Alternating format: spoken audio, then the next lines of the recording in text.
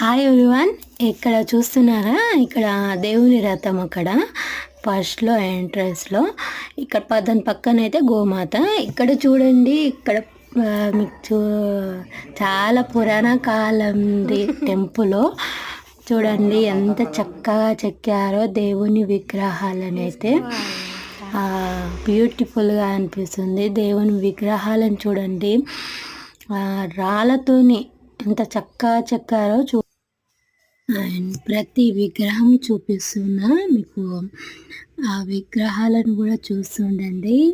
రకరకాలుగా దేవుల ఆకారం, దానికి మీనింగ్ఫుల్ కూడా మీరు అర్థం చేసుకోండి.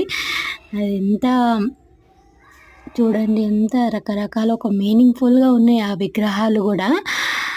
మీరు గమనిస్తుంటే మీకే అర్థమైపోతుంటుంది.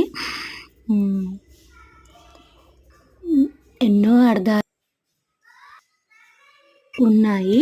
మీకే చూడండి, ఎంత మీకు చూస్తుంటే ఇక్కడ ఈ టెంపుల్ అయితే అస్సలు మిస్ అవ్వకండి.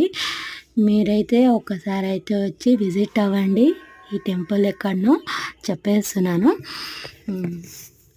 హైదరాబాద్ నుంచి వచ్చే వాళ్ళందరూ ఇక వెళ్ళాలనుకుంటే లింగంపల్లి పటంచేరు ఉంటుంది కదా, అక్కడ సంగారెడ్డి తర్వాత పెద్దాపూర్ అయినాక ఇక నందికంది. ఇక నందిలో స్టార్టింగ్ స్కూల్ పక్కనే ఇక ఒక గల్లీ అనేది ఉంటుంది. ఆ గల్లీ లాస్ట్లో వెళ్తే చివరిలోనే ఈ టెంపుల్ అనేది మనకి కనిపిస్తుంది.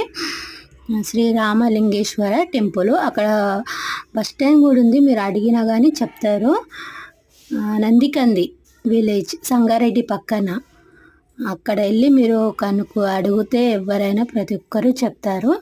ఈ రామలింగేశ్వర ఆలయము మీరందరూ తప్పక విజిట్ అవ్వండి, అస్సలు మిస్ అవ్వకండి.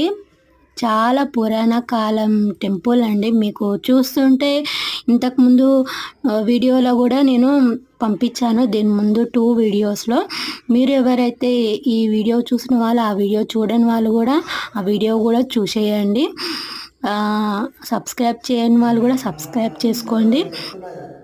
ఆ వీడియో కూడా చూడని వాళ్ళు కూడా చూసేయండి. ఆ వీడియోలోనే మీకు అర్థమైపోతుంది.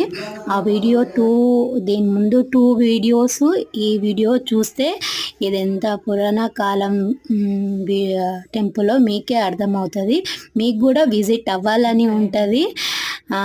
నేను అడ్రస్ చెప్పాను కదా, మీకు ఇంకా అర్థం కాకపోతే కామెంట్ బాక్స్లో కామెంట్ అడగండి. నేను అడ్రస్ ఇంకా డీటెయిల్గా చెప్తాను, మెసేజ్ చేస్తాను.